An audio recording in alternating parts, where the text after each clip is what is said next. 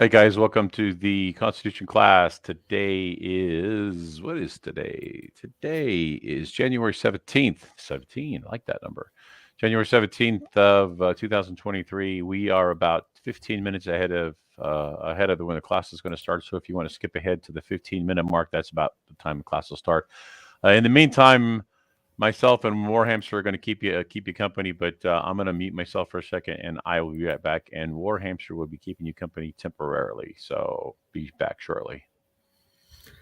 Howdy, everyone.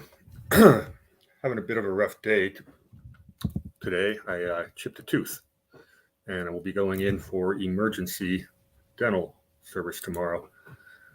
It's a little bit not too painful, so at least I can talk. Um, I wasn't planning on doing a monologue. I was hoping to keep a little bit quiet. I just got done watching a fascinating video from Steven Crowder. He's been absent for about a month, and he started a new website called Stop Big Con.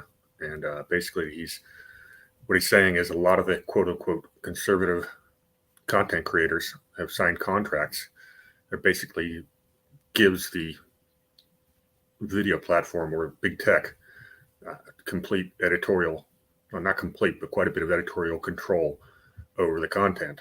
And so if you're ever wondering why so and so doesn't say, won't talk about this, well, that's why. And he showed some of the, he showed part of the contract they offered him, and it's pretty onerous. So it looks like Crowder's going to jump into the trenches and fight against this. Hi, Tracy. Hey, Michelle. Hey, Chris. Um, and that's kind of I think that's a fight worth having. Coincidentally, Doug and I have been working on building a new multimedia platform, and with our friend Josh, he's the coder. We've got something that's pretty close to being ready for market, and the whole plan we want to do is make that platform available to independent content creators. Um, we're going to reach out to Steven Crowder here in the next day or two and see if there's any kind of a partnership there, which would really give the startup a boost, obviously, because all the eyeballs that watch Crowder. So it's pretty interesting seeing him jump into the trenches. And I think it's the website is stopbigcon.com. I don't know. Let me check that.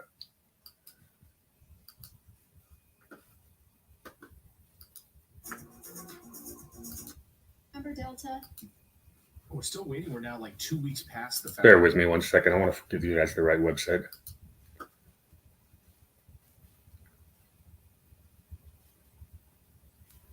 Go to Steve. Yeah, it's stopbigcon.com. There are far exist report. We're a signatory. This is their report card, and all of you that helps the algorithm. And yeah, that's it. Sorry, guys. Sorry about the dead air. Stopbigcon.com. And I have not been to the website yet, so let me pull that up and see what it looks like.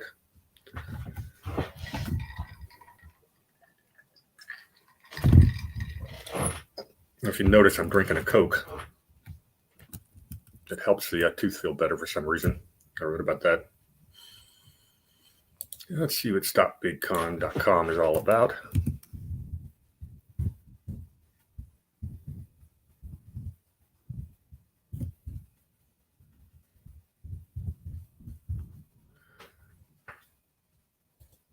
Anyways, see if I can get to the website. That website doesn't look like it's up and running yet. It's kind of odd. Don't think he's being censored yet, but no, that'll be an interesting battle. I guess the moral of the story is you can't trust anybody but independent media content. If they've got if the big boys, the fake conservatives, got their hooks in you, there's only so much trust you can have for the content they're giving you. That's why Crowder's Mug Club is such a brilliant idea. Who's able to fund without having to rely on advertising. What else is going on today? A number of good things.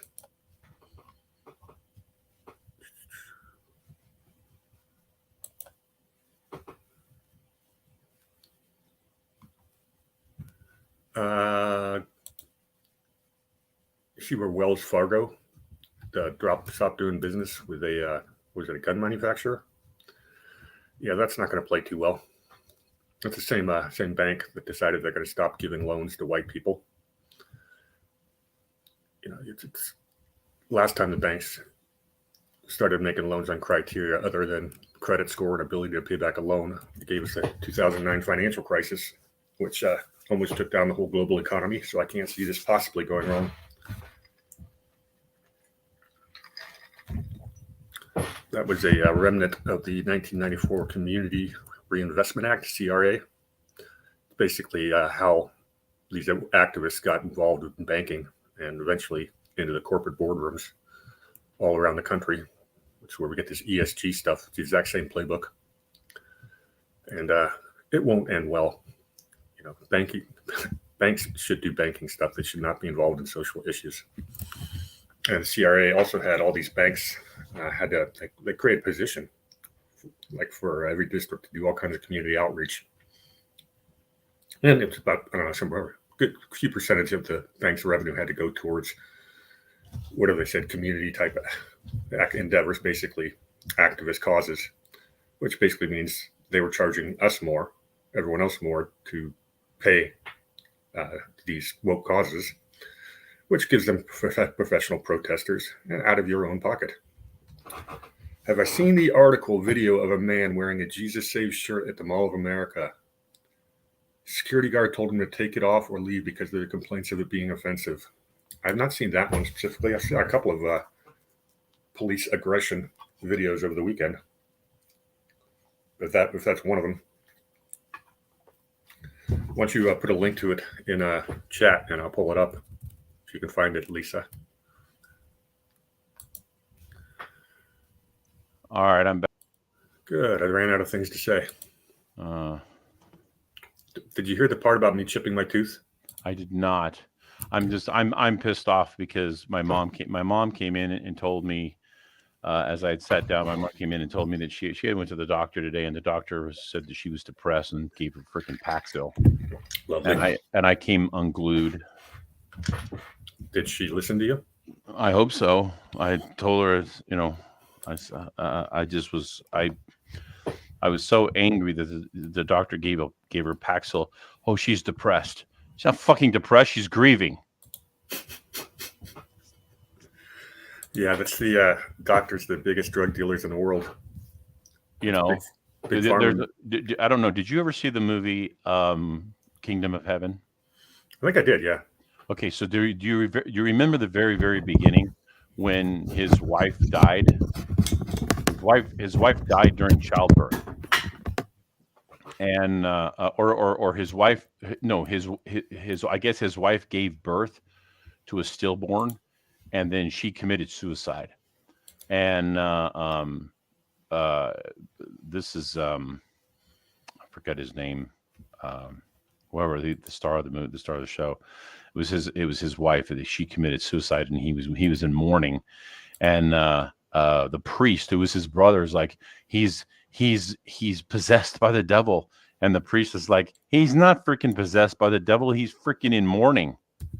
He's in mourning because his wife is dead. It's pretty normal. And it's like, you know, and you know, that was the 3rd century version of depression. You know what? I mean, I get so sick and tired.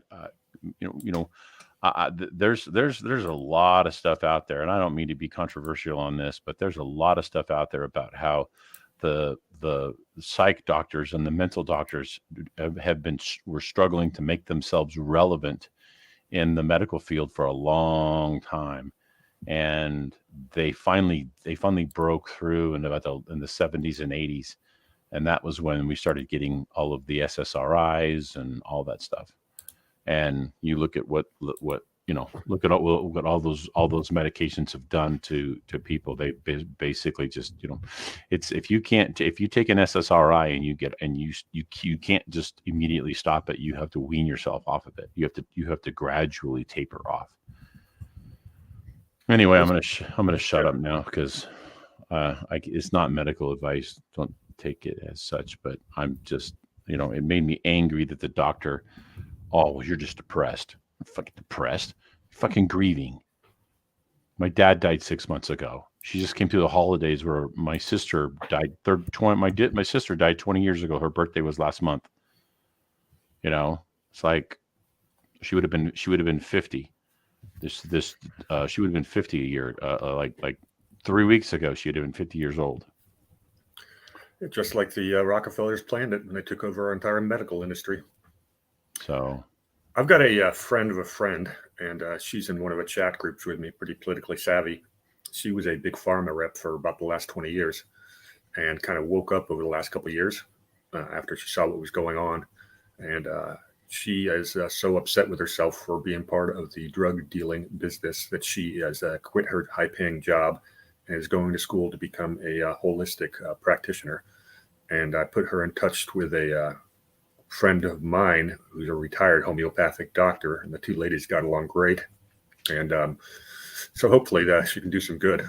But it was an interesting story. Hello, Doug. Hello, gentlemen. hello. Just popped it out of my ear there. There we go. Damn. My ears are not cooperating. I was busy listening to watching a particular video you sent me by Crowder, and Warhamster and I are doing exactly what he's doing. Independent. Yep. And we're without going control. Well, Doug, what I liked about that video so much, it sounds like Crowder's really going to jump into the trenches, and I suggest we get in touch with him tomorrow. Yeah, I'm thinking the same thing, because he's trying to do exactly what we're doing right now with Constitutional Restoration Society and the new website. Stephen Crowder. Stephen Crowder? Yeah. Okay, I was thinking about a different video. I was thinking about the one that the rocker did, the rocker guy. Oh, yeah. I've had like 3 or 4 different people send me that video. Dude, I've gotten about halfway through it, and I'm just grinning from ear to ear the whole time. Man, I tell you what, I'm gonna re-upload that on my channel just because. I mean, that is one of the greatest videos I've ever seen. Well, I thought it was hilarious. Yeah, I thought it was hilarious because I subscribed to Rageaholic's channel, so I got it right away, and I watched that and I sent it out to most of my contacts. And for some very strange reason, I left Ron out that time, and like literally 8 hours later, he texted it to me. So great minds. Basically, we're talking about Rageaholic. He did a really good monologue on Lincoln, and the guy really did his homework. And, he did. I've been wanting to write a book about Lincoln, and I've been doing a lot of research. And he was like, "I'm learning from him." I'm like, "Shit, my research. I mean, I knew that, but that's interesting. I didn't hear that before." Yeah, I spent a lot of time, but I mean, he's right on target. It's funny because when I've been doing these Constitution classes, hi everybody, by the way. When I talk in my classes and we get the 13th, 14th, 15th Amendment, one of my first statements usually is, on the list of my 5 worst presidents, I bet you don't know the full list. And I think, Ron, you've seen me do that in class before, back in Corona even. Yeah. I think I was, if I'm not mistaken, I said Lincoln on one of my lists. I think I said Lincoln, and I surprised you. Yeah, you're one of the few people that, I think that, if I remember properly, you kind of surprised me. And Lincoln's on that list, the worst 5 presidents, especially when it comes to the Constitution. The benevolent dictator, as he's sometimes called. And I think can we just drop benevolent and just say he was I'm telling you, let's just exchange it with tyrannical. Let's call it tyrannical. They try to make it okay to be the dictator by calling him the benevolent dictator. They admit he was a dictator. They admit it, is my point.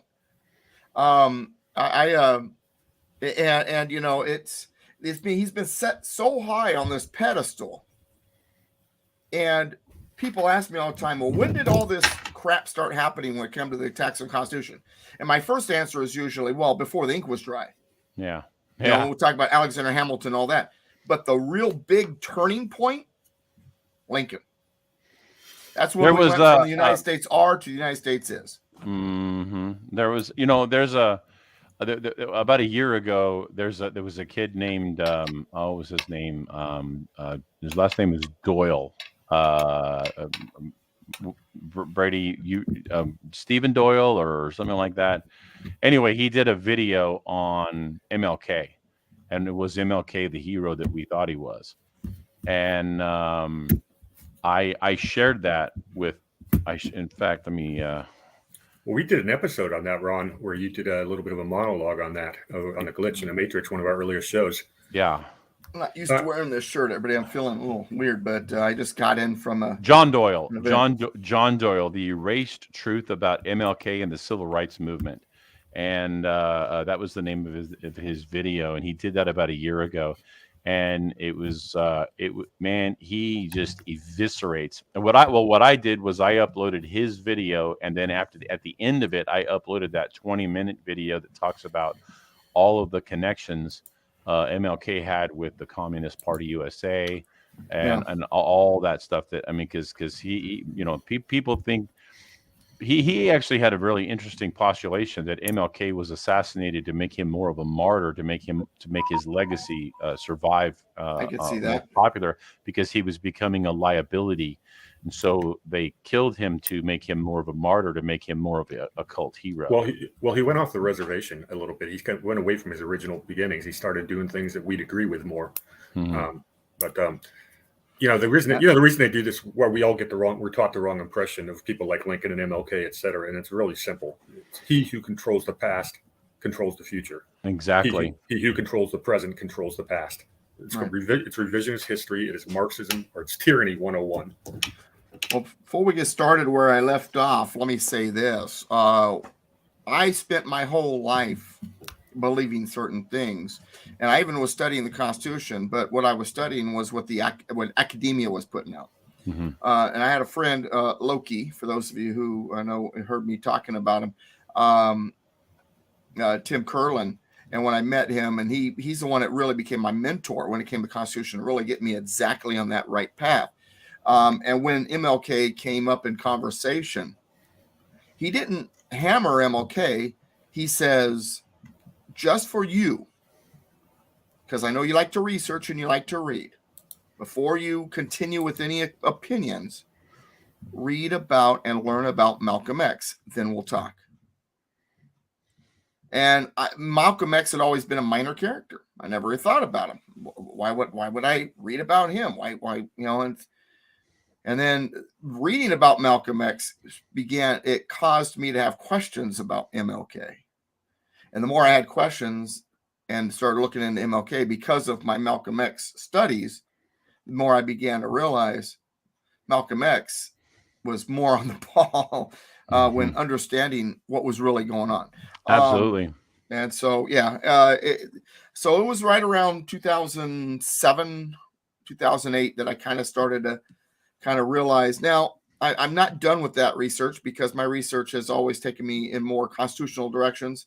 But the more I learn about MLK, the more certain things that I assumed might be possible are confirmed. Mm-hmm. And knowing that what Lincoln's all about helps me understand the game. And I want people to understand this. The game that I'm talking about, people seem to think, oh, wow, things are really hairy right now. What's going on? It's just, unprecedented. No. It's chapter 192 of this journey that we've been on. Yeah. It's the same book, different logos, different faces, different names. Same journey. I'd like to say something about that. It's interesting because it's as I've gotten older, it's almost impossible for me to watch movies about war anymore. I can't watch a war movie without seeing the guys in the background counting their money. Right. I can't watch a war movie. Well, I recently kind of I don't want to say that I got sucked in, but I really got into the Yellowstone thing with the 1883 and the 1923. And I watched the 1883 episode. I've just finished it the other day, and there wasn't hardly a time that I could watch it where I wasn't shedding tears in that, almost the entire way. The guy, the Dutton character, was a he was a Confederate captain, Mm-hmm. and he had lost all of his. There's a scene in there where he was looking over the battlefield at Antietam, where all of his men were on the ground, and he was the only one surviving. He was the only surviving one, and he sat down on this thing, and this Union general comes up, and I may even shed a tear here, but this Union general comes up, and he just puts his hand, and he says, "I understand." And it's the thing that makes me so angry about the Civil War is it was Lincoln who did it. Lincoln wanted it, and he did everything he could to make it happen, and it wasn't necessary. And you learned that about me and my opinion about that it wasn't necessary the day you met me, I think. Or very early on in those classes. It was very early on. I'm not shy about it. It wasn't necessary. Yeah, it wasn't necessary. So, and the estimates are anywhere between 600 to 800,000 people died. Mm-hmm. Think about that. Nearly 1 million people died unnecessarily for power and money. For power and money. Mm-hmm. And that would be the equivalent of today's percentage of population of, 28 million? Mm-hmm. 28 million Americans to die, which is bloodier than all of the wars put together. Yeah. All right. Now, Mayrose, good to see you. Currently reading the Federalist Papers, and Warhamster jumped in there as because you forgot which keyboard to use. So yes, we are going through the Federalist Papers on For the Republic with Alan Myers. This Sunday, we're not going to continue to go through the Federalist Papers. He's not going to be there. We're going to host the show, but typically Sundays, 5:00, dlive.com/PSB for Patriot Soapbox. Now, 5:00 on Sundays. That's For the Republic. And Brady and I have been joining Alan Myers, and Alan suggested we start going through the Federalist and the Anti-Federalist papers and do them together. And so very good. All right. Oh, Doug, before we jump in, I brought one thing to the table. Yes, sir. I got into an interesting Twitter conversation earlier today, not long ago. You asked me to check out the question, but I haven't had a chance to look at it yet. Well, I was able to carry on the conversation reasonably well. It might even, I think that's the same conversation. No, this is a different conversation. Okay. This one is about Lincoln, or is about. I'm sorry. He's like a juggler with his Twitter conversations. Go ahead.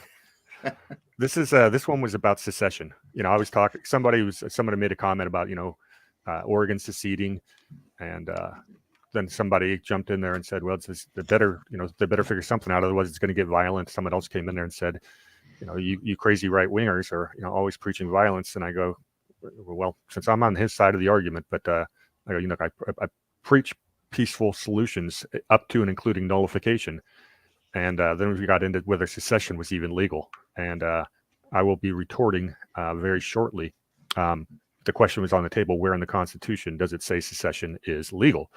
And I said, it's implied by the ratification process. I also discussed the North and their discussions to secede early on, and nobody questioned the legality. I wanted to know whether you had any other comments that I should throw in there. I have a whole chapter on secession in my new book, Repeal Democracy. Secession is totally legal. It's an important tool for the states. The founders did not want secession. They did not encourage secession. That was the whole point of the Constitution, was to have a firmer union. But the states are not free. They're not sovereign. They're not autonomous if they don't have the choice to leave the contract if they believe it's been breached. And that's what it's really all about. And if there was secession, if it did happen, I don't know. Would there be violence? I think violence would happen when it came to disputed territories, like a military base. So we probably would see violence, but I think it's a legitimate tool to get the federal government back on par. Threatening to leave is a big deal. Threatening to leave the union is something they don't want to see. And it may be, and the threat alone may be enough to start moving things in a direction we want. So I believe that the threat of secession is a viable tool. It's not like originalists. I don't want it. I don't want to see the union split up. But it's just like love, Well, right? I'd like to say something there. I think the ultimate goal of the globalists is the balkanization of the United States. Oh, absolutely. And if you look at history, that's the next step with our system. And for those of you who don't know what balkanization is, Yugoslavia was a country. And Yugoslavia is now what, like 6 or 7 different countries? Yeah. Croatia, Herzegovina, whatever, all those, Macedonia, all those different countries. What they did was that was in the Yugoslavia was in the Balkans, and Yugoslavia split into a whole bunch of different countries, and they called that balkanization. So when you talk about balkanization of the United States, it essentially means that the United States splitting up into a whole bunch of smaller individual countries. And that is by doing that, that gets into the whole divide and conquer. And let me offer you a similar but different version of that. Okay. One of the things you'll see in a lot of United Nations and other globalist playbooks is to split the world into about 5 major regions. They want to get rid of national borders and switch to these, and that requires the states themselves dissolving.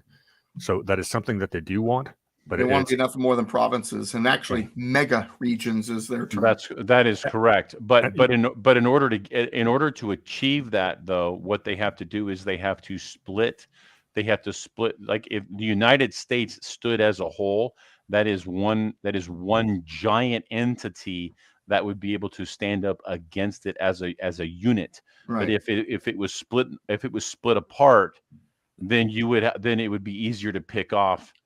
So and that's why you saw talks last week when Biden was down in Mexico with what's his name, Canada, Trudeau, and what's his name in Mexico. North America would be one country according to them, and that they can't get there as long as the Constitution remains intact. So they're going to do everything. The Constitution is still the governing document, so that's why there's an attack on the Constitution. They've been trying to do that with the North American Union for quite some time, going back into the mid 2000s. They had the North American Union movement. We can even go back. To the 70s. But with that, I mean, this is, and it recycles. And the thing is, they've realized that they missed their chance for the Great Reset. So now, instead of the one big giant, now they got to start shooting for the bunch of big, parts and then bring them together later.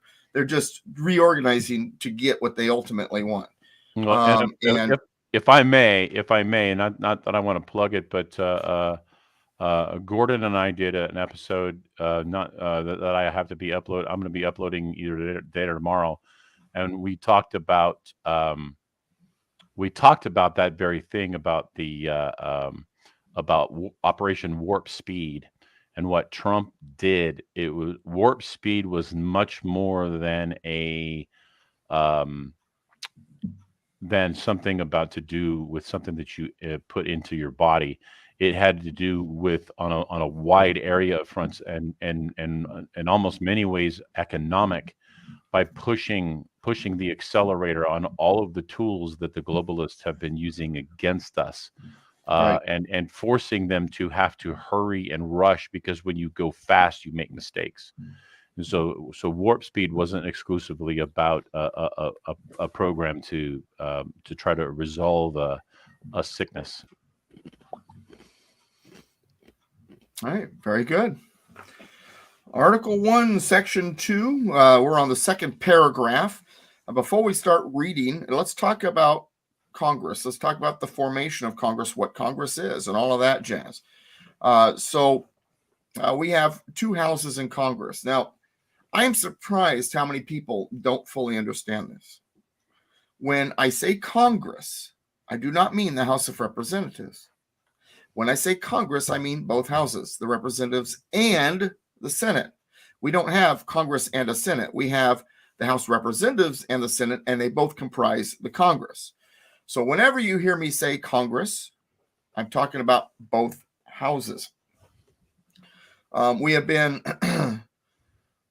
because of the language, whether it's on purpose or not, I don't know, but the way the language is, it's sometimes hard to tell. After all, member of the House is called a congressman, but you don't call a senator a congressman, right? You know, when you see the signs for someone running for Congress, that means they're running for the House. But really, the House is only half of Congress. Number one. Number two, originally with Continental Congress, it was a single unicameral, one-chamber House. One chamber. Each state had about equal delegation. During the Constitutional Convention, originally, they were talking about a single House. And they're arguing, what kind of legislature should it be? The state of Virginia, having the largest population of all the states at the time, put forth something called the Virginia Plan, which suggested that this one-house Congress should be based on population. States with the largest populations would have the most representation. States with lower population, less population, or less population, less representation. You know, democracy. And New Jersey had their own plan. So, whoa, wait a second, guys. It's unfair to the smaller states. Sure, Virginia's for something like that. They'd have the strongest voice in that Congress. Get them with one or two other states, and they control everything. It should be an even Steven type thing. So each state should have representation of one person, one representative per state. That was the New Jersey plan. The arguments over how to create Congress, the way it should look and all of that became one of the largest debates during that convention. It got pretty dirty, pretty nasty. And then Roger Sherman, who had been involved in and matter of fact, he's the only signer of all four founding documents from Connecticut, a smaller state than New Jersey, says, well, why can't we have both? Historically, you look at Rome, right? And Rome during the time of the Republic, because, after it became an empire, the legislature was really nothing more than a consultative assembly that, just did what the Caesar said and rubber stamped it. But in the Republic, there were two houses. There was the assembly, which was the voice of the people, the lower house, and there was an upper house, the aristocracy, the wealthy, the powerful. And in Rome, by the way, those the Senate also had, that's where the executive and the judicial was. The consuls, which were the executive, and the judges, which were the judicial, were a part of the Senate. So there was no separation of powers. But they had two houses, and they were not the same, dissimilar. In Britain, you have the same thing, right? With the parliamentary system, you've got the House of Lords, the House of Commons. House of Lords, that's your aristocracy, you're wealthy, you're powerful, you're established. And then you have the House of Commons, that's the common people, that's their voice. And the House of Commons is democratically voted in. The House of Lords is appointed based on your lineage and all of that. So yeah, but we don't have established this and that. We don't have nobility. We don't want the wealthy and powerful in control. We don't have an aristocracy. All men are created equal here in America, was the argument. And it was, that we'll have kind of a pseudo aristocracy. Part of the reason why aristocracy worked sometimes when the people were virtuous is because these were people who had been around the block. They had been in the system. They were, savvy politicians. So we should have a pseudo aristocracy in our Senate. These people should be, the upper house. They've been around for a while. The lower house can be that of the people. So what they wound up doing is the Great Compromise, or the Connecticut Compromise, as it's sometimes called, established two houses, bicameral, meaning two chambers. One would be democratically elected by the people, the lower house, the House of Representatives. The Senate, the upper house, appointed by the state legislatures. But the person being appointed isn't just, the guy who ran from your community. This is someone that's gotten to know the state legislature. They've proven themselves in some other arena, maybe locally or as a state, or maybe in the members of the House as a member of the House of Representatives. And the state legislatures come to trust them. They know that they're going to vote in a manner that's best for the state. They agree with whatever faction is in control of that particular legislature or that house of the legislature, and because where the senators are chosen, it's one for each house. And so that would make them, in a sense, a pseudo aristocrat. They've been around for a while. Senate would be the upper house. And so you've got House of Representatives, democracy, the Senate, a republic, giving the states suffrage in the Senate. It also makes sense because of this. The states are creating this federal government with this Constitution, and they're centralizing government. Doug, can I ask a question? I don't Yes, mean to interrupt you. Can Yes, I sir. ask? Can I ask a question? Sure, Because absolutely. you just said democracy. Okay. Mhm. Now I have often been quoted as saying that we only have democracy twice a year in the United States, and we only have democracy in the United States on election day. Would that be an accurate statement? Yeah. A that'd be an accurate semi-accurate statement? Yeah, and democracy, understand, we're not a democracy, we're a republic, but that doesn't mean that we don't have elements of democracy, or should I say democratic procedures in our system. We Right. do. Well, At the federal level, though, the House of Representatives was the only office democratically elected. there is a difference between democracy, the democratic process, and the Mhm. Democrat Party. And Yeah. people they try to blend all these three things together, thinking, oh, the people choose everything. No, what you're basically representing is the tyranny of the majority. Well, and I wasn't. Again, I'm wasn't trying to be contentious No, or it's anything. good. I just Good question. but Because the audience probably have that same question. So Right. glad you asked. yeah, because we do have democracy in our country, but we just don't. It's not something that we have every day. I remember, I think it was what was his name? Gerald Celente kept advocating for direct democracy, where give everything to the people and let everybody vote instead of having representatives. And I was like, what are you do? What are you talking about, dude? That's the last thing in the world. That was Andrew Jackson's eventual goal too. By the way, he's father of the Democratic Party. Democrat Party. Yeah, in a democracy, the minority has no rights whatsoever. And these Democrats always say, they're all about minorities, but no, what they're all about is tyranny of majority. So if they have the appearance of the majority, they don't want some silly little thing like the Constitution from getting in the way of doing whatever the heck they want. And that's the danger of democracy, and why it will always lead to oligarchy. Democracy, pure democracy, or dominant democracy is always a transitional system, because what happens is the politicians quit operating in a manner that's best for the country. They begin operating in a manner that's best for them, and the voters quit voting in a manner that's best for the country and start voting in a manner that's best for them, voting themselves gifts, voting for the guys that give them gifts from the treasury in the form of entitlements or something of that nature. And so democracy always fails, always. And the Europeans at the time of the formation of the United States knew this. That's why they had a ruling elite. Their way to protect against democracy was not to allow the people to have a voice at all. So they went from one extreme to the opposite extreme. And in America, we're saying, no, the people's voice is important.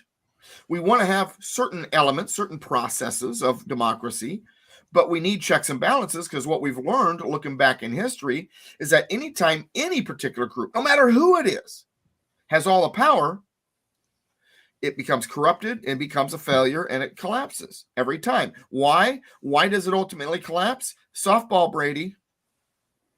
I was reading something and missed the darn question. Money. That's all you had to say. Money. My apologies. I was trying to look up an answer to a question. If I say softball, it's to you. Chances are it's about money. But anyway, but ultimately that's what happens.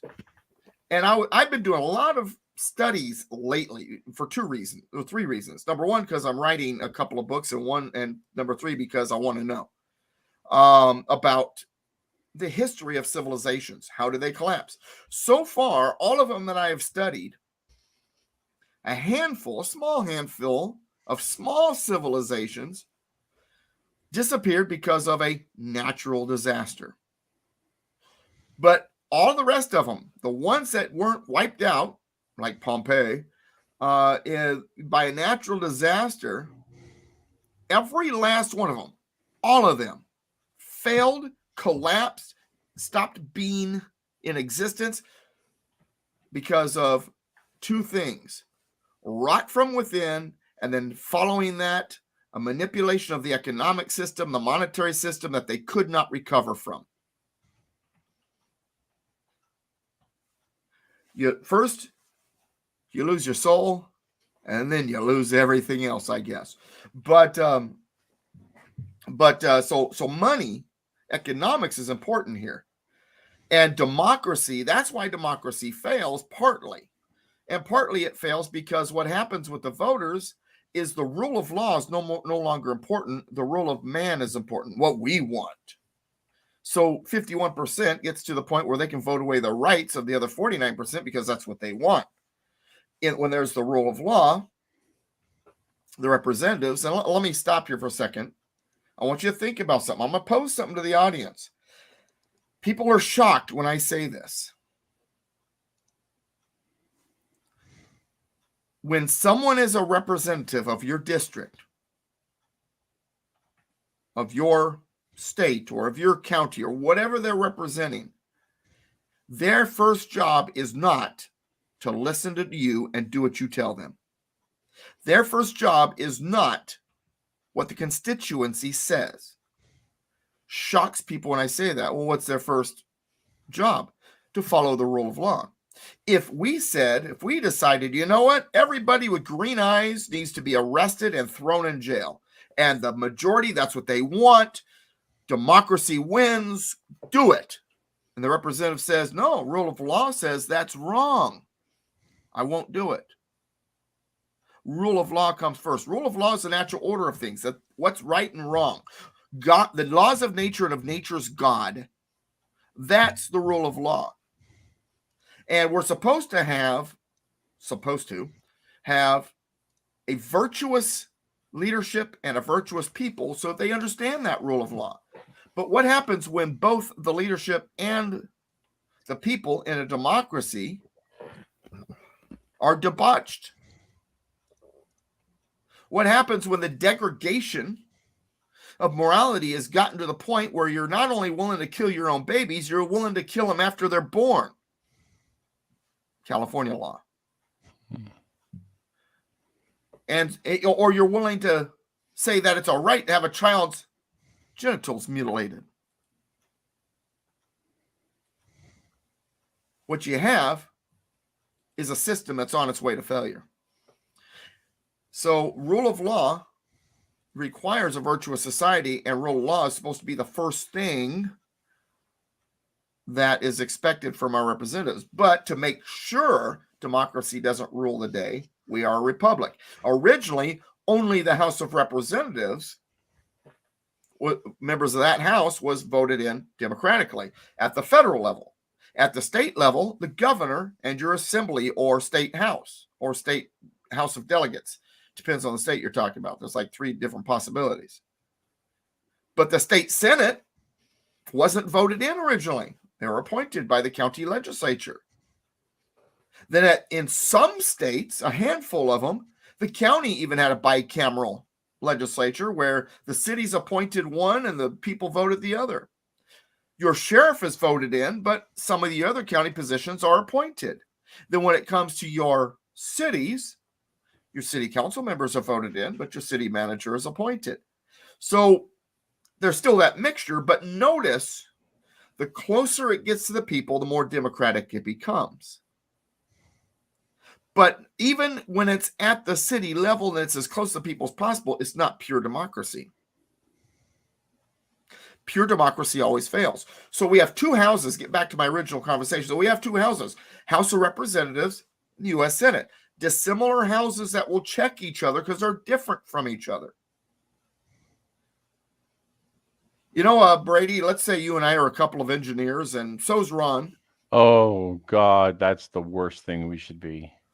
We're engineers. We're working on, some plans, and I'm working on something. I've got, my different, and I say, Brady, something's not calculating here. You take a look.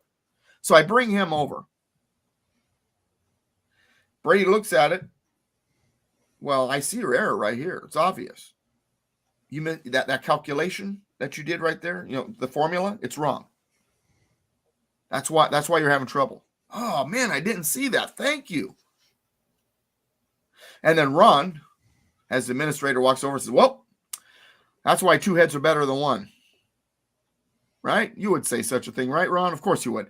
So, I would. I've said that many times. Two heads are better. Does two heads are better than one mean two of the exact same head? No. It took someone different. It wasn't two Dougs. Here comes Doug. Here comes Brady. Wow, I didn't notice that. Thanks, man. Different set of eyes. That's what works. We know this. That's why our two houses of Congress are supposed to be different from each other. House of Representatives, Senate. Thank you, May Rose. Exactly right. Checks and balances. They check each other because they look at things differently. Hey, we want to do this because it's good for the people, says the House, and the people that's looking at what's best for the state says, yeah, but we've been around a little bit longer than you guys have, and, in the long run, that's not good for the autonomy of the state. I don't think it's a good idea. We're not going to approve it. But, tell you what, we can amend this to do this. That'll make it better for the states. And then the people look at the amendment and say, well, no. When do the people lose out on this? Debate. Difference of opinion.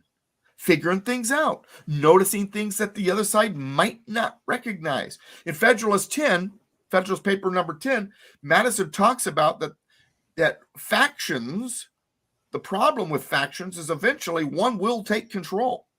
So how do you keep a faction from taking control? You make sure the minority faction has a loud enough voice that it doesn't allow the majority faction to take control. So let's look up the makeup now of the House of Representatives and the Senate and see how these people get there. House of Representatives, the state with the largest population, gets the most representatives, and the places that's going to have the most districts, because it's most of the population, because the districts are based on population, are going to be in the cities. So, for the most part, the House of Representatives is going to have primarily representation of the city folk. They're going to be the stronger voice in that house because it's democratically elected. In the U.S. Senate, we have first only 2 per state. Doesn't matter what the population is. South Dakota has as loud of a voice as Texas. Rhode Island has as loud of a voice as California. Connecticut's got as loud of a voice as Illinois. Wyoming's got as loud of a voice as Florida. And on top of that, if they're being appointed by the state legislature, another dynamic comes in because the state legislature was different back then. So let me explain it real quick. The state house, or the state assembly, or the state House of Delegates, whatever you want to call it, were like this House of Representatives, voted in democratically. So the cities are going to have the bigger voice. Unless it's a real rural state, then it'll probably be a rural voice in charge for the most part. But in the bigger states, the city's going to have a bigger voice in that particular house. But the state Senate, 1 per county. Because you got 2 per state. They're modeling themselves after the federal government. It was 1 per county. Now, I don't know what state you're from, audience, but whatever state it is, I'm willing to bet you money that if your state Senate was 1 per county, the red versus blue makeup would look very different. And I bet you, in most cases, if not all of them, it would get a little redder. On top of that, the county legislatures are appointing these people. So now, why would it get redder? Because you have more rural states than you have rural counties than big city counties. In California right now, Senate District 2, State Senate District, or at least the last time I looked, there may have been changes. They've redrawn lines like crazy. The last time I looked, 8 counties came together for Senate District 2 for one senator. That means each county has 1/8 of a senatorial vote in the state Senate. But Los Angeles County has 15 senatorial districts, which means Los Angeles County has 15 voices, as opposed to the 1/8 of a voice by those rural counties. But if it's 1 per county, suddenly the rural counties have a louder voice. And the rural counties, this is the way it is, tend to vote, work hard, conservative manners, and so on and so forth. They tend to be more like you and I. More often than not. Not all of them, but more often than not. So you're going to have probably, in just about every state in the country, a Republican or conservative or rural-led state Senate. In the state houses, many of them will be blue, many of them will be red. What that'll do, though, is if they're appointing the state senators, suddenly you've got a state Senate that's a big, giant rural voice. The farmers, guys like that, their voice now is in the Senate. You got the cities in the House. You got the rural area in the Senate. So what you have is that dissimilar houses are different from each other. And so when the House does something like Conservative Cowboy just put in there, that of course in this case it's good things. They propose, well, let's abolish the IRS and the state. And if the states were in charge of the Senate, they'd probably say, I agree. Let's go. As a matter of fact, while we're at it, let's get rid of the 16th Amendment. So let's quit letting them take our taxes and have the federal government request it from the states. That's the way it was, by the way, before the 16th Amendment. Or they might say, nah, the way you're doing it isn't quite right, House, because, see, we got this rural mind, and we're the more savvy politicians. We've been around longer. What do you mean by that, Doug? The best way it's been explained to me was when Thomas Jefferson returned from France after the Constitution had been signed. He first read it in France. He read it on foreign shores. And he asked George Washington, hey, I'm looking at this decision of a bicameral Congress and how different they are. And I'm curious what your thoughts are on it, George. And George says, well, it's sort of like that tea you're drinking. That hot cup of tea.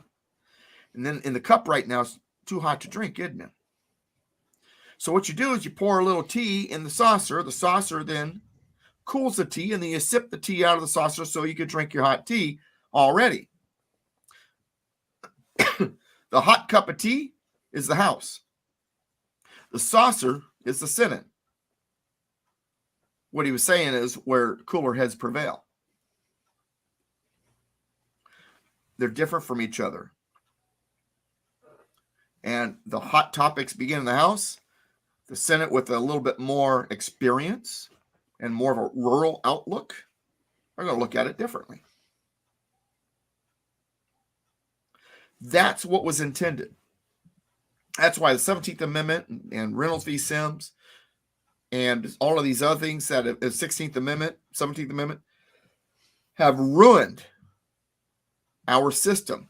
So now, I wanted to do all that so you really understand the two houses of Congress, so that you understood what we're talking about. Now, because you know that the members of the House are democratically voted in, and they're probably a little more, they're from your community. They're a little more idealistic, kind of hot under the collar. They're ready to roll, man. Let's do this. And they got your senators, they've been around the block a few times. They understand the system. And also what they're interested in is making the state legislature happy. So they're not so quick to run after what the constituency wants. They're more interested in making sure that states' rights and interests are served. And so knowing all of that, now let's look at Article 1, Section 2, where it says, the House of Representatives shall be composed of members chosen every second year. 2-year terms by the people of the several states. The electors in each state shall have the qualifications requisite for electors for the most numerous branch of the state legislation. The people voting are supposed to be the same age, have same qualifications. Then it says, no person shall be a representative that shall not have attained the age of 25 years old. I want you to remember this. So we got 2 years, 25 years old, democratically voted in, and been 7 years a citizen of the United States. Well, since you have to be at least 25 and 7 years a citizen, what does that mean?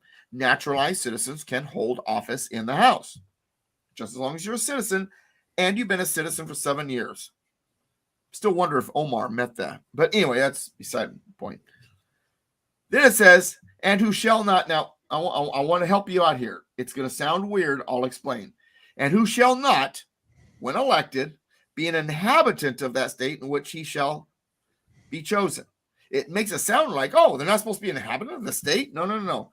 First words are no person. It's a double negative. It's saying that you need to be an inhabitant of the state.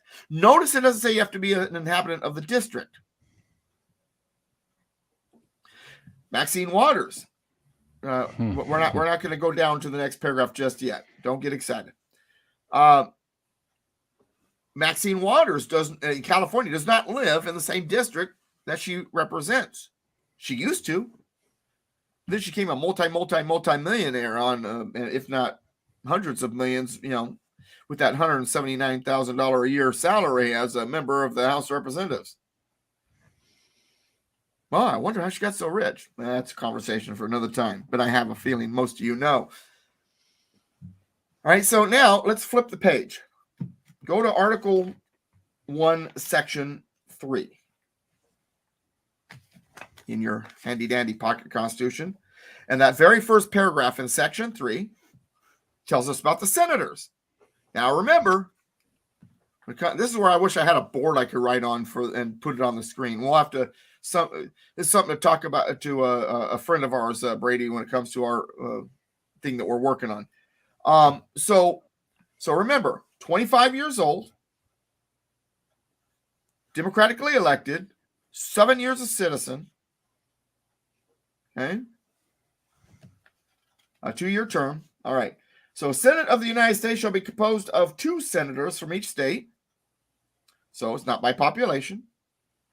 Chosen by the legislature thereof. They got changed by the 17th Amendment. So, they're not democratically elected. Something different.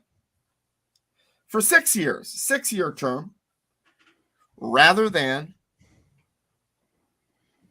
a 2-year term. Then it says, and each senator shall have 1 vote. That's because on some votes in the House, depends on what it is, some of that vote, some of the representatives are individual, some of them are by state. Then, if you jump past that next paragraph to the one that says, no person shall be a senator who shall not have attained the age of 30 years. So instead of 25, it's 30. Remember, they've been around a little longer. They're politically savvy. They're being chosen by the state legislature. They probably cut their teeth in the House of Representatives when they were younger, minimum age 25. And been 9 years a citizen. So it goes from 7 to 9 for the senator. And then once again, we have the double negative here. And who shall not, when elected, be an inhabitant of that state for which he shall be chosen. In other words, they need to be an inhabitant of the state because of the double negative. Doug, can I ask? I want to ask another question. Please do. And this may or may not have any. Why did they use so many double negatives? Because I noticed that was a theme of how they wrote, using a lot of double negatives. Do you have any style of English then? I guess. I don't have an answer where they said, "Hey, this is why we did it." I don't have that answer. No, well, I say that. I would say that wasn't really what I was when after, it came to English literature of the time, the way they wrote, that was the way they did it. I can't give you any other answer. Just like they like to, capitalize when you don't think capitalization should be there for emphasis. It was a part of the style of writing. Maybe a better way of saying is did they do it in did they do double negatives because it was like the only way that you could interpret it would be the opposite. Perhaps. So it would Perhaps. so you could avoid ambiguity. Yeah. Or something else, perhaps. The other thing I noticed about them that is not allowed nowadays is that, man, if I wrote the way they wrote, exactly the way they wrote, I would be accused of having run-on sentences all the time. Oh, 1,000%. So yeah, it was just a different style. And part of the problem is because I've become so accustomed to their writings, I have to fight myself over run-on sentences. I'm actually really bad about that. I have to, because a lot of my learning how to write was from reading their stuff. I actually have a style sometimes that's kind of similar in many ways. That said, get back to our point here. Notice the difference between the two houses. It's almost like the lower house, upper house thing. The lower house, these are guys from the neighborhood getting voted in, only 2-year terms. You cannot recall them as a voter. They can be removed by a vote of the House. So but the good news is it only takes 2 years to fix your mistake if you put in somebody wrong. Now, when they came to the Senate, there were discussions in the Madison's notes, and you have to really get deep into the reading of this to find it. And I've been meaning to write an article about this. I've got the notes all over the place because somebody named Brady keeps asking me to give him information on this. What about the senators? Could they be recalled? From the discussions during the convention, I would say yes. The idea was that the states could recall them if they were not performing in the manner that they were intended to perform as. So there was a recall process for the state legislatures. They said, well, then why have a six-year term? Because that was the term, as long as you're behaving. Do you really believe that somebody who's misbehaving, maladministrating their office should be able to be safe for 6 years no matter what? Just do whatever? That the appointers don't have something to say about it? I'll have to get all those notes together one of these days, though, to really, bring that home so I can give you some solid resources for that. So anyway, but notice the difference. Members of the House, 2 years, 25 years old, 7 years a citizen, democratically voted in. It's a whole different ballgame. Senators, a little bit higher. The upper house. They are, after all, the pseudo aristocracy. They know the game. They've been there. They've cut their teeth. They've paid their dues, whatever you want to call it. And as a reward for showing that they are capable, they work their way up to the Senate. And they get their 6 years appointed by a legislature, which is harder to do than to get voted in from a district. Were they appointed by the legislature? Were they appointed by the governor and then no? They were appointed by the legislature. Governor had no business being involved. Okay. So no. In fact, the governor couldn't even veto it. And understand this: the way they did it is your state house would appoint one, and your state senate would appoint the other. It was one senator for each house. Oh. So if you had, so now that goes back to that Reynolds v. Sims thing. If it was one per county for the state senate, and we had a red senate, then what happens from California if the 17th Amendment's gone? You don't have two Democratic senators from California anymore. Because the state senate, if it's red, is going to say, no, we're not sending that person. We're going to send someone who we trust, who's more in line with what we think, we believe. Interesting. Okay. I'll accept for Nebraska. And it goes back to the two heads are better than one thing. We want this houses to be different. We want them to debate. Cicely Davis, when she was running for Congress against Ilhan Omar, asked me the question. She says, I'm going to be asked this in a debate from a constitutionalist. What do you think of gridlock? Because the question is going to be, gridlock is a norm in our legislatures. How do we fix it? My answer was, we don't fix it. It's a good thing. It's a natural occurrence of a republic. We want the debate. We want the gridlock. We want the wheels of government grinding slowly because of disagreement and compromise and debate. It's a good thing. And one of my famous sayings, I know it's famous because I created it, is there is such thing as a quick and efficient government. It's called a dictatorship. This is true. And for those of you who are Trekkies, the example I like to use is, you've heard Jean-Luc Picard, right? Make it so. Yeah, well, that's quick. It's efficient. And it's dangerous if your benevolent dictator isn't so benevolent. All right, so that's the setting up of the two houses, how they're different. That's Article 1, Section 2, Article 1, Section 3, a little bit of it. Now, I'm going to save the next part for next week because it's a long conversation. But what comes next in my pocket constitutions and brackets, I don't see it in brackets on yours screen there, but it's the third paragraph of Article 1, Section 2.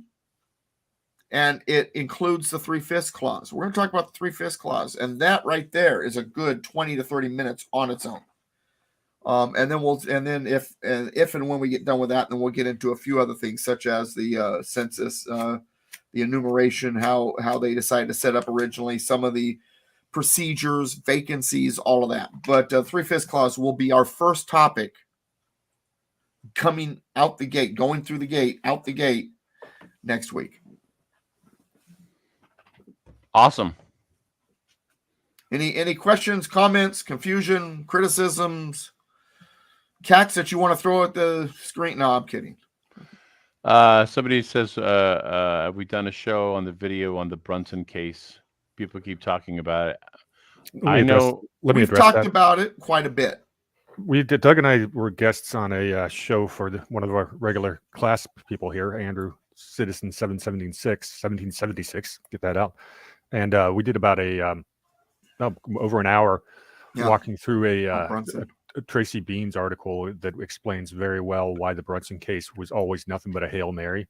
The ask of having the Supreme Court throw out 385 members of Congress and the president, which is something they have zero power to do. That just wasn't going to happen. The impressive part about the Brunson case was that it got this far, and that's because these guys, the Brunson brothers, they kind of know their court system, and they're very diligent about it. They kept at it, and they do still. Okay, so I was on a Zoom call last Monday where Lloyd Brunson, after they had just gotten the news that they got dismissed again, so it is dead. Lloyd Brunson jumps on a Zoom call that I was invited to and talked about, well, we still have the other case somewhere in the courts. It again, each brother filed a separate case so they'd have two times as much chance to get heard by the Supreme Court. This one's not going anywhere. It was always a Hail Mary. It was well written. It was. But do you really think the court's going to rule to have most of Congress arrested? Well, they don't have the power. They certainly don't have couldn't the authority anyway. But even if they thought they did,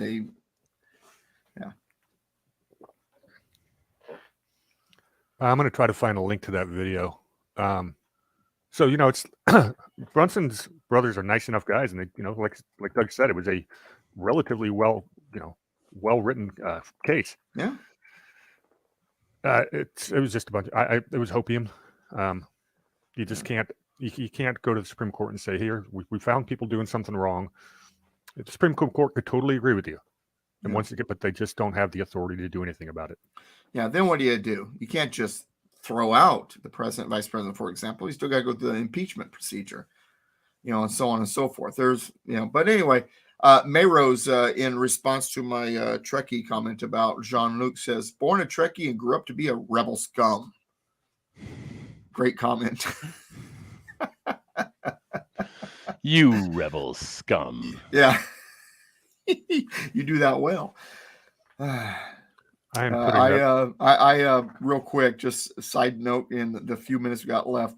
When I was a kid in 1977, when the episode 4 New Hope first came out, and it was like something we had never seen before. And one of my best friends, I had a lot of very good friends, and this young man named David, taller than me, his dad owned the local walk-in theater, had like 2 screens.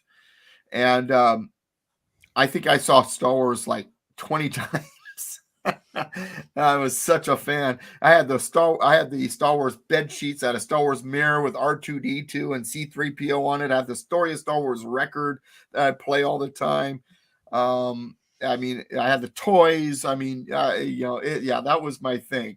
I've always liked Star Trek. I am a Star Trek fan, but I absolutely love Star Wars too. I've never got the Trekkie Star Wars rivalry. It's like, can't we? I'm kind of like Roger Sherman. Can't we just, I don't know, have both? But that's just me. It's great to see you guys. Enjoy the time with you. You at least get to go over the Ortega today. Yeah, I'm gonna go over the Ortega today, but I can't eat the food there because I had a couple things done here, and basically I'm on tomato soup and pudding at this point. And I was at an event this morning in Temecula in the wine country, man. They got this buffet meal, and it's just, I'm looking at all the stuff. I'm like, oh yeah, but I can't eat any of it. So I wound up getting, they had like this shepherd's pie, and I wound up getting like as much as I could without getting any of the chunks, just like the juice, But I should be able to start eating normal food sometime next week or the week after that. But so keep me in your prayers, man. All I've got to say is ibuprofen is my friend. Very nice. I've taken lots of it. But anyway, guys, appreciate you too. I appreciate you, audience. Thank you. I love the original Trek more, Mayrose, but Jean-Luc was the one that said, make it so. I'll definitely take Kirk over Jean-Luc. But Next Generation was awesome. The rest of the shows were okay, but never could hold a candle to the first 2. No. And someday we'll talk about you and I, Mayrose, may get together just to talk about the remake one with Chris Pine and all that, and what they did to the canon as they chewed it up and spit it all over the galaxy. But anyway, I did kind of like the remake, how they tried to bring it back. I was a little disappointed that they didn't develop that into more. I know that they've only done what, 2? They only did the 3. original. Did they do 3? Mm-hmm. Yeah, they did the first one, and they did the one with Khan, and then they did the one with the chick with the black and white kind of face where they land on that one planet and crash or whatever. But Mayrose, good to see you. Glad you're here live. Mayrose says, nice to be here live for once. Chris L, who follows us all over the place. Thanks, guys. See you next week. Good to see you. Michelle, Devil Dog, Conservative Cowboy, all of you, and those of you who watch later, thank you for watching. We'll see you next time. United we stand, combined we kick butt. God bless America, my friends. God bless you. It's been a pleasure. Spending the time with you. Thank you. Thanks, everybody, for being a patriot. Thanks, everybody. Exactly. Cheers. We'll see you next week.